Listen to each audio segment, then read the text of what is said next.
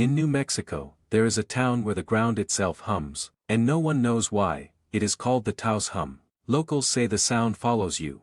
Inside your house, under the water, even in your sleep, a low endless vibration that no microphone can capture. Scientists arrived with recorders and sensors. Nothing, yet hundreds of people hear it every night. A faint engine-like drone under the quiet desert air. Some went weeks without sleep, others left town, and said it followed them. Explanations range from secret military experiments to powerline resonance. Even underground movement of the earth is crust. But the hum keeps changing pitch, as if something alive is adjusting the signal. The same frequency has been reported in England, New Zealand, and the middle of the Pacific. Different continents, same tone. So if you ever visit Taos and the desert feels too quiet, listen carefully, because once you hear the hum, you will never stop hearing it.